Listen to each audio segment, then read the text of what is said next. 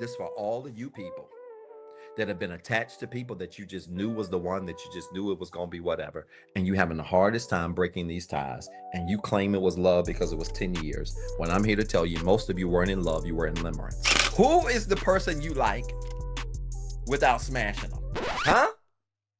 I'll tell you who they are. A soul tie. Smash and dash. Hit and quit. Pump and dump. Some of you are stuck in bad relationships. You know why? Because you have a spirit attached to you that you trying to break with your body. And let me put some of you men on game. I know red pill tells you get money. You can get any woman you want.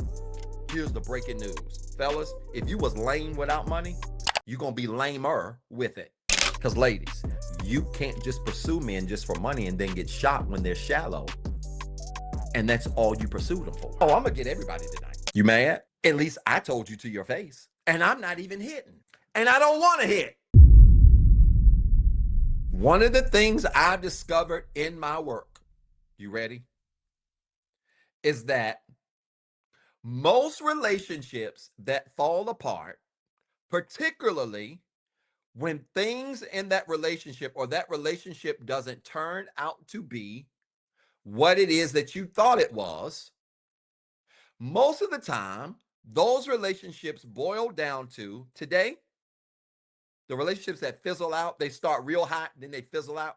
They boil down to two things, either limerence or lust. And tonight, we're going to have a C3C conversation that I don't even know some of y'all ready for. Let's start with limerence. Let me give you my definition of limerence. Limerence is an illusion of love and admiration based on how you hoped a person is versus who they really are. Custom definitions here. Limerence is an illusion of love and admiration based on how you hoped a person is versus who they really are. I got a two-part definition. That's part one. Limerence is an illusion of love and admiration based on how you hoped a person is versus who they really are. It's an illusion of love. It's an illusion of admiration based on who you hope they were versus who they really are. This for all of you people that have been attached to people that you just knew was the one, that you just knew it was going to be whatever, and you having the hardest time breaking these ties, and you claim it was love because it was 10 years. When I'm here to tell you, most of you weren't in love, you were in limerence. You were in love with the idea of them versus embracing the reality of who they are. Oh my God. Doc, how do I know if I'm in limerence? If you really pause and step back and ask yourself, am I really in love with them or the idea of them? When I think about the reality of who they are, and this is where some of y'all are, you're in love with the idea of people. Because 10 years later, you're hoping they were or are who they were at year one. But if you look at the reality of year 10 and how they act and treat you, they're not who they were at year one, but you're holding on in the name of love. It's limerence. You're in love with or infatuation with the idea of who they once were and not the reality of who they are. And some of y'all have been living most of your relationships in limerence. You ain't in love. Because let me tell you something. One of the ways you know you in limerence is that when you can see reality and you still hold on. Oh my God. Everybody that can see the reality of their situation and see it in black and white that is bad and you still there, that ain't love, that's limerence.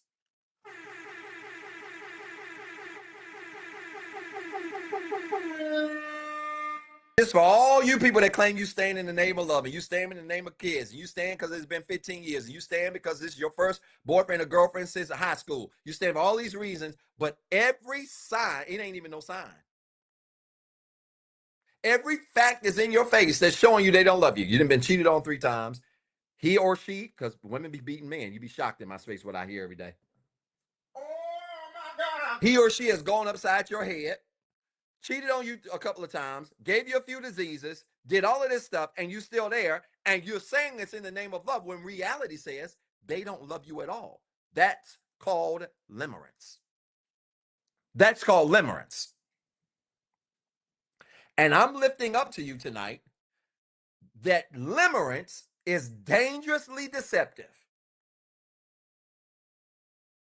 Because limerence will have you staying in the face of obvious facts.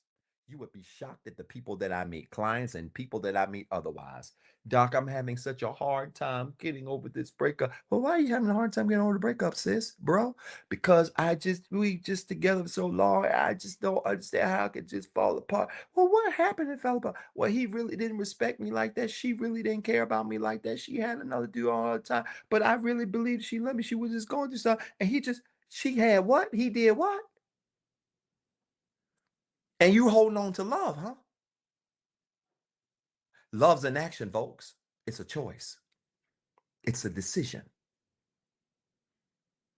Limerence is a feeling. And I'm here to tell you that most of what you claim you've been feeling ain't love, it's just limerence.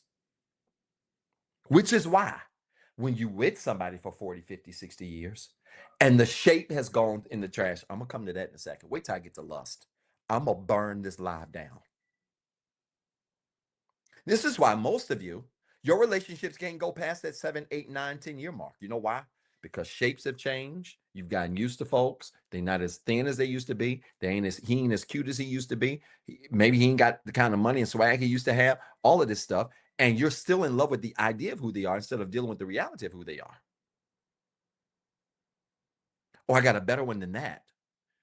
After 10 years, they ain't cheated, they ain't done all of this stuff, and you know it.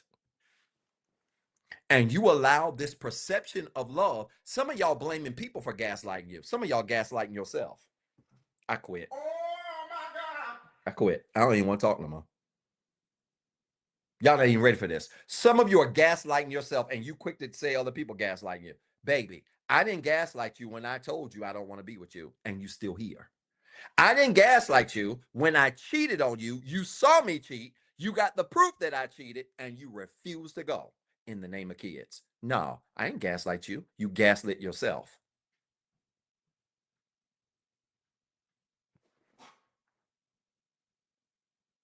I know y'all ain't ready for it because you love to use the word gaslit when you're the one guilty. Folk don't gaslight you when they show you the reality.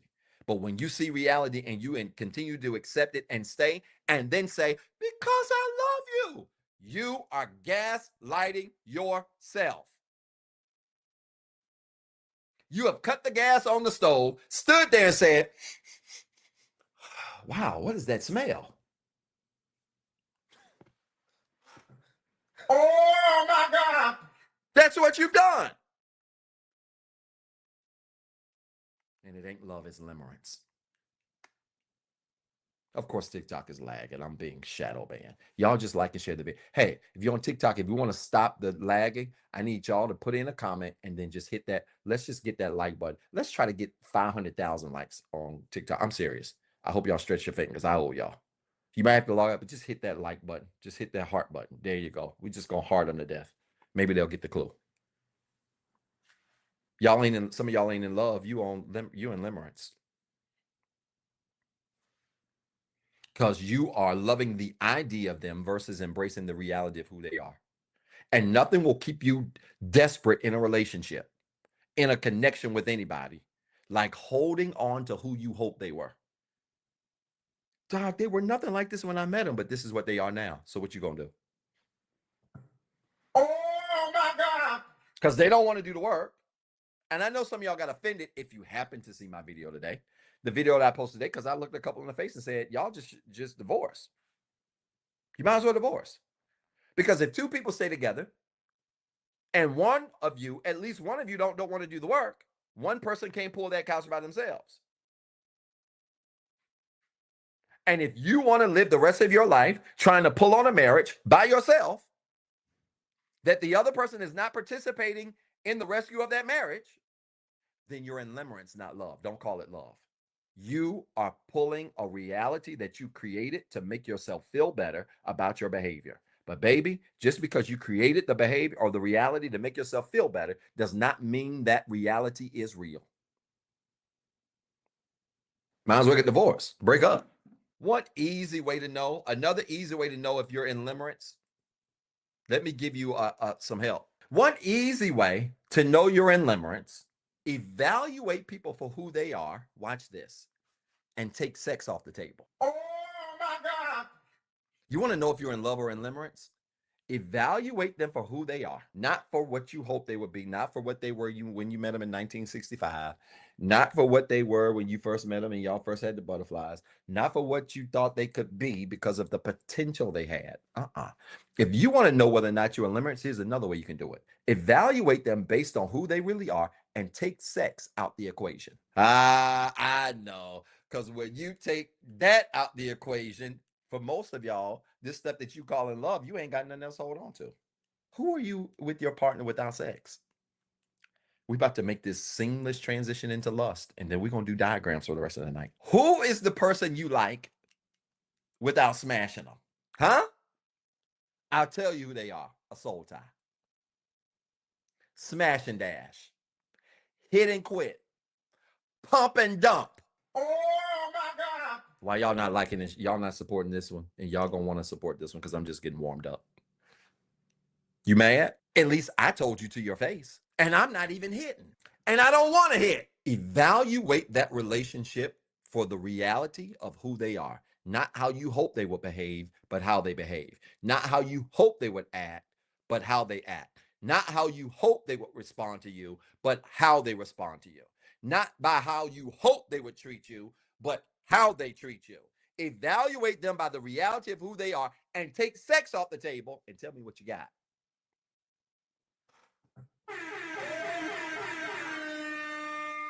I'm going to tell you what you got.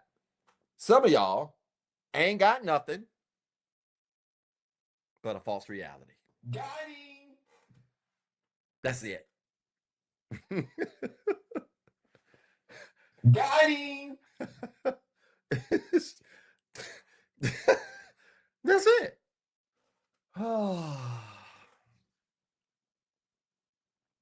Speaking of, let's talk a little bit about lust.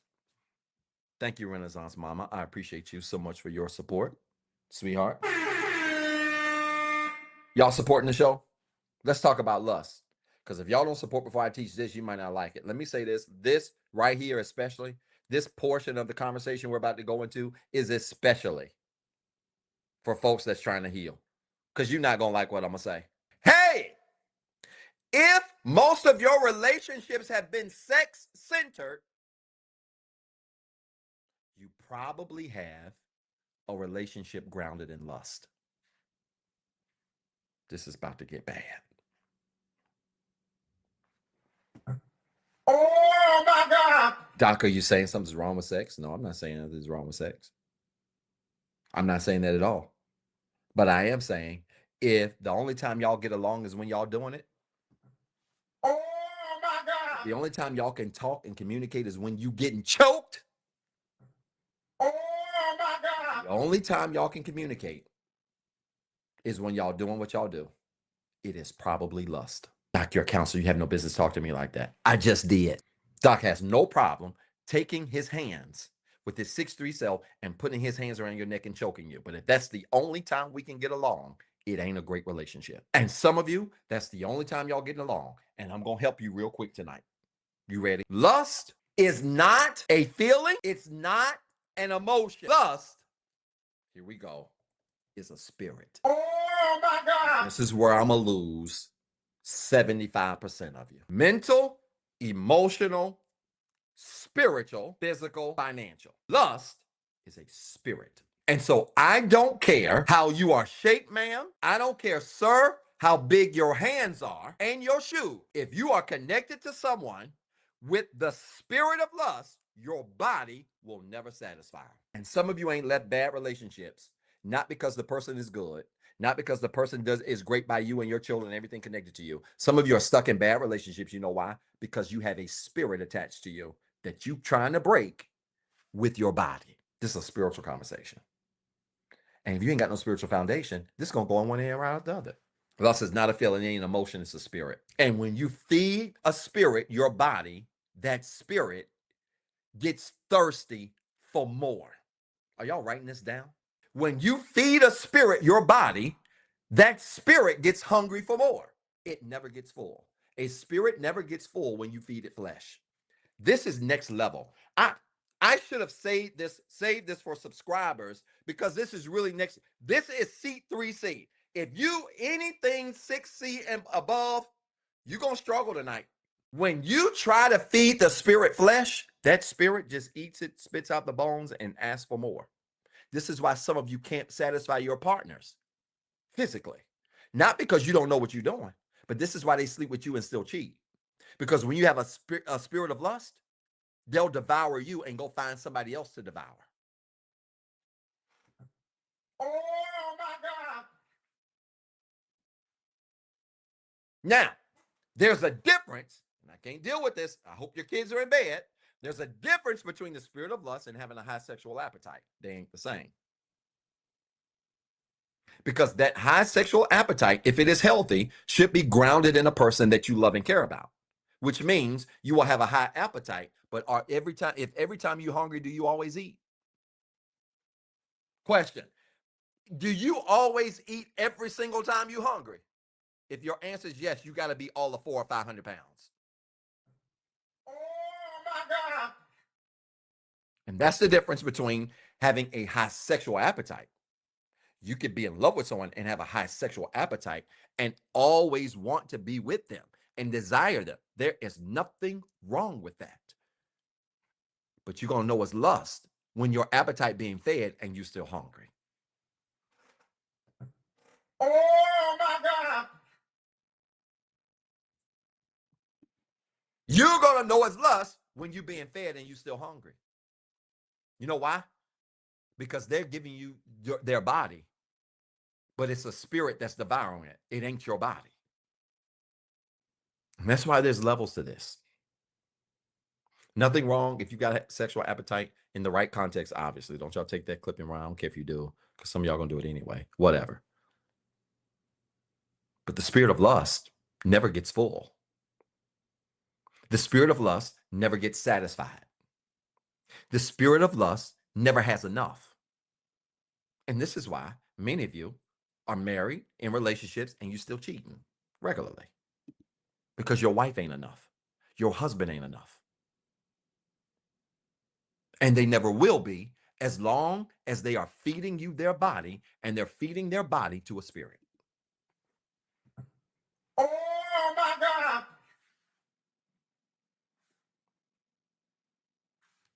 Again, we talked about the difference between a sexual appetite and lust. If y'all are chiming in late, you might have to hit that rewind button and you can't watch this live. I can't keep repeating this. There is a difference. And some of us that have had to exercise sexual discipline, I'm telling you, you're going to find out that there's a difference between lust and having a high sexual appetite. Because some of y'all and some of us that are not out here just throwing our body everywhere, by the time your person gets you, they're going to need a break. I ain't speaking for nobody else, but sis going to need a break. Again, doc? Yeah, what are you talking about? Oh my God. Can I breathe, doc? No, you can breathe tomorrow. Because when you've been disciplined, it's all right if you got appetite. When you got the spirit of lust, it ain't no appetite. It's just a spirit. Oh my God. And guess what? I have a note that I need you all to type in the chat and to put in your journal. That's gonna make some more of y'all mad. You ready? Ready? Since I'm already shadow banned and not in the algorithm, let me take that a step further. Social media is a playground for lust. Oh my God. Social media is a playground for lust. This is a C3C conversation. If you ain't on, somebody going and type in the chat levels, all capital letters, some of y'all gonna need this. You struggling. This guy's crazy. No, I'm not. I'm just in a different class. I'm just in a different class. And if you've been putting in the work on you like I do me, you should feel the same. Social media, I'm telling you, is a playground for lust. You know why? I'll prove it. Because it drives attention up and lowers quality. Y'all writing this down. Social media drives attention up and drives quality down. You know why? Because it's based on interaction. And I'm not talking about content for this designed to help you, things like that. Well, maybe to an extent, I could be talking about that. But I'm talking about, the pictures and videos, bro. Social media supports you posting content to get attention. And then when you receive that attention, you get shocked that the quality doesn't come with the attention. But it should make sense to you that when something cheap, everybody want it. I'm talking to men and women. I'm talking to men and women. If my tour tickets were free, it would be packed, but they ain't, and they never will be. Oh my God. And they never will be. But when something cheap, everybody want it. And social media is a playground for lust. And this is a seat, 3C conversation that some of you are going to have to heal and grow to understand. Because this is what I know about heal people. You ready? Heal people want to know the version of you without the filters. No, I'm just talking to heal people right now. That's it. If you're not, this don't even make sense. Heal people want to get to know people, the version of you without filters. And when I'm talking about filters, I ain't just talking about picture filters. I'm not talking about that. I'm not just talking about picture filters. I'm talking about all kinds of filters. You want some examples of filters that you see on social media? Money is one. Oh my God. Money's a filter, which means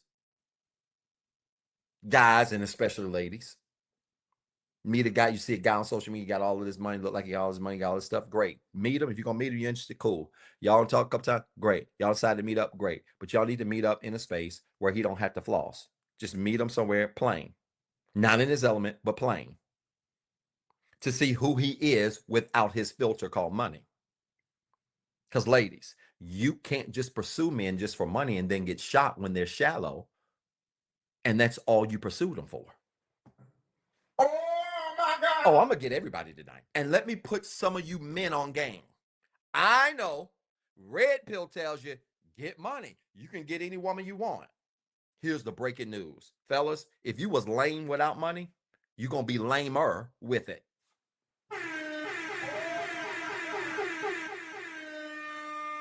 Fellas, money don't change your energy. It just changes your access. Man, I quit. Y'all don't even want this tonight. Oh my God. Money does not change your energy. It changes your access. That's it. So if you was lame broke, you're going to be lame with money. Don't believe what Red Pill told you. I'm telling you to your face. If you was lame broke, you're going to be lame with money.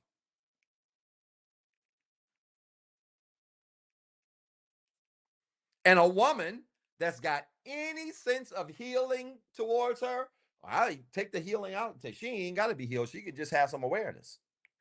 A woman that's got any sense of awareness about her can read all through that. Wow, you sure are acting, corny. You got a little bit of change, but you're a little corny. That's because money don't change your corniness. You just rich corny.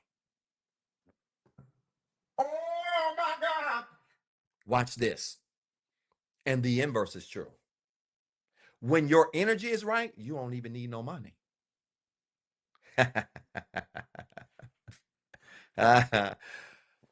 When your energy is right, you don't even need money. Which is why, fellas, I'm trying to school you here. Don't worry, I'm coming to the ladies. I got time. Which is why, fellas, there's this saying that says, it's cheaper to keep her. You know what that means? That means it's your energy that's going to keep her, not your money. It's your energy that's going to keep her, not what you can do for her. So if you broke and corny, you just corny. If you rich and corny, you corny rich, and you still corny. Me and the kids were laughing. A couple of days ago, we were talking about some things. I picked them up from their moms. We were talking about some things and just reminiscing on days. They were little. They don't even really remember the days where they were young, and I struggled. I went many years. People that know me personally, I went many years, several years ago. I didn't even have a car for like years. I was borrowing my dad's car. I have a car. I was working in higher ed, busting my tail, getting underpaid, being overworked, worried to death, around a bunch of incompetent people. I know what it's like to be overworked and underpaid and to be better than the paycheck that you bring home every day and struggle to pay your bills and take care of your family and take care of your kids. I've been there. And let me tell you something. I had juice when I was broke because most time people didn't even know I was struggling. Like my family knew, my mom and dad knew. They would occasionally help me. I was driving my dad let me borrow his old Lincoln Continental. The shocks on the back side of the thing was out. So the car used to sit up like it had hydraulics. The front of the car was up and the back part was low. It had low shock. So I had to be careful going over speed bumps because the bottom of the car would scratch the speed bump. And had my family in there smiling. You know why?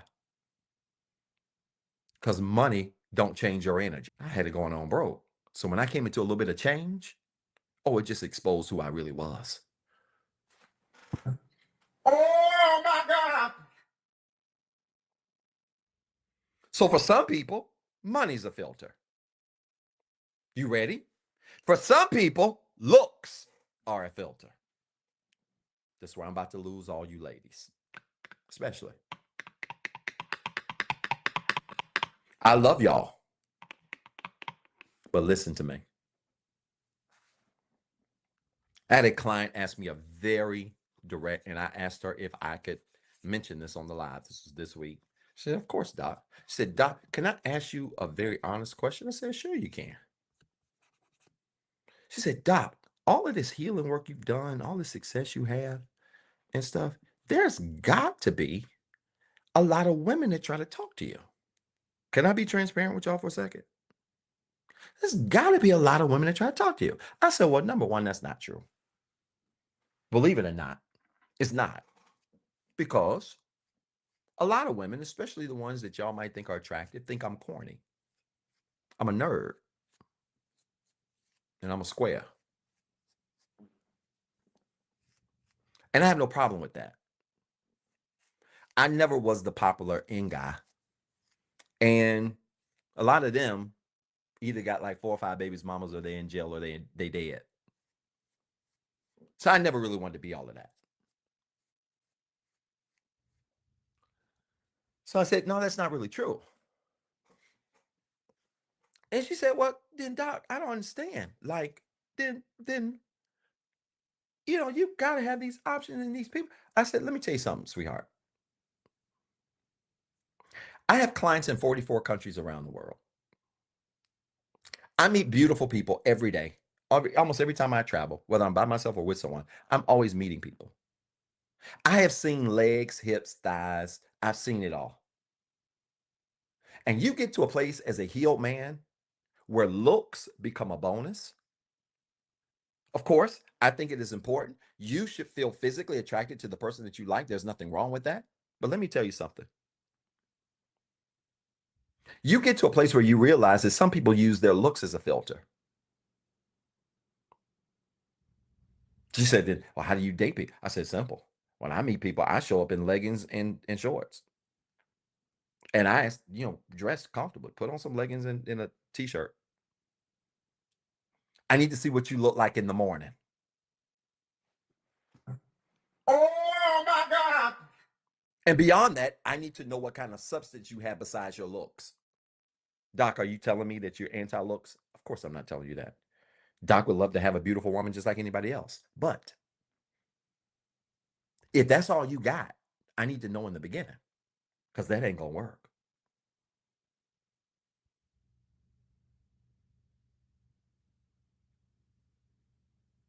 It's not going to work.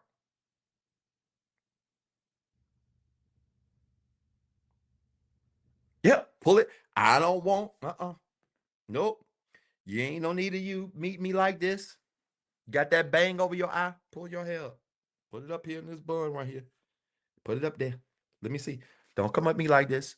"Hey Doc, how you doing?" "I'm good. Let me see. Let me see your other eye, baby." "Hey, how you doing?" Uh-uh. Move that all back. Take them lobster claws off. Nothing wrong with if you want extra lashes. This ain't an indictment on folk that wear lashes and because y'all be real sensitive in your feelings when I start talking about this. No, if you want to wear lashes, you want to wear some extra hair, that's fine. But pull them lobster claws off so that when I hug you, your ends don't be on my shoulders like this. Hi.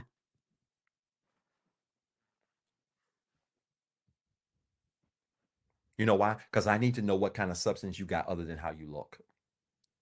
And unfortunately, social media has become the breeding ground for lust. You know why? Because it supports you doing all of that foolishness and people evaluating you based on a filter and not the real thing. Hey, y'all, social media and the pandemic gave you the playbook. I got clients that got married during the pandemic. I got clients who got pregnant during the pandemic. How did that happen when we was all inside? It's real simple. The pandemic taught you something that when you Want to meet people? The best thing to do is to get to know them in person. Hey, y'all not supporting this show? Let me check. Nope, not supporting. I'm getting pissed. I'm taking this down if y'all don't support. No, y'all not supporting. Hey, pandemic taught us something. The best way to get to know somebody is to know them in person. So you meet people on social media. Nothing wrong with meeting people on social media. Nothing wrong with that. Who knows? I might meet my wife on social media. Who knows? Ain't no wrong with it. But we need to have a video call. And you don't have to be fan. You can just be sitting in bed if you want to. And now don't have that thing on your head. But if you got the little thing on your head, what you call them things, a bonnet, that's fine. But whatever. Just be your natural self. And this does not mean there's something wrong with you dressing up, because some of y'all so sensitive and you can't hear. Here, you have selective hearing. That's not what I said. But I'm talking about how social media purports you showing up as a version of you from a look standpoint. And I ain't just talking to, by the way, I ain't just talking about women. I'm talking to men too. Some of you men have more blush and blemish on in your shots on social media than women do.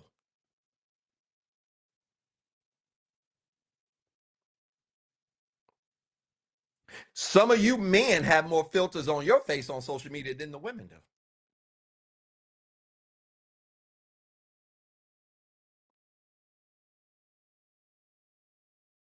Whereas when I'm lying, I'll stop. Have I told a lie out?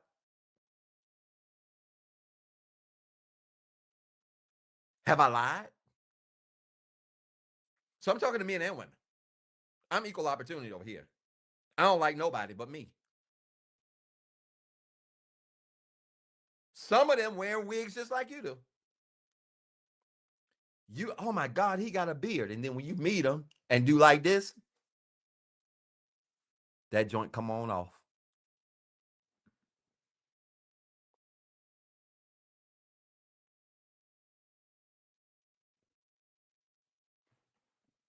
Where's the lie?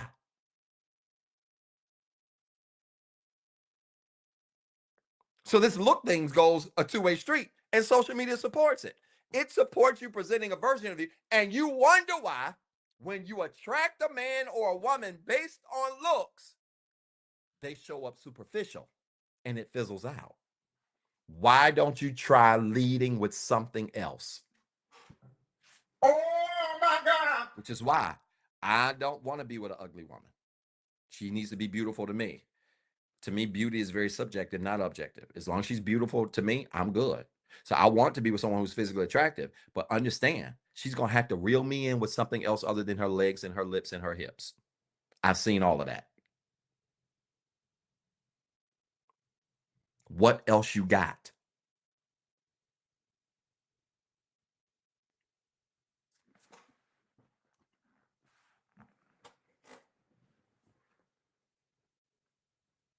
Now, some of y'all don't care nothing about this because you're going to just continue to evaluate the way you do, and you're going to continue to end up with the superficial relationships that you have.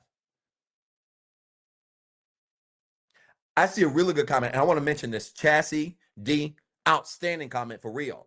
Society has made many very insecure. I couldn't agree more. Society has given many of you men and women the idea of what beauty is, what handsome is, what attractive is, and you've fallen into that trap, and you align your life and the way you show up in terms of looks according to societal standards, and that's not appropriate.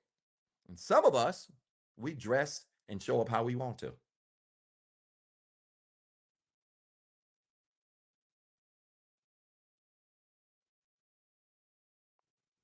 I even took it so far that I wear this neck cap on my head.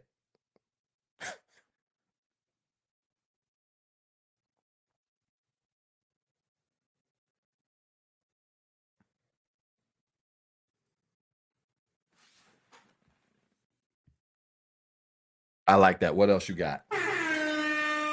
Thank you for your support. Listen, y'all, I hope this made sense. If it did, I want you to type church in the comments with 3 R's. And then I want you to remember you've got 2 jobs. 1, be better today than what you were yesterday. And 2, don't forget what I told you.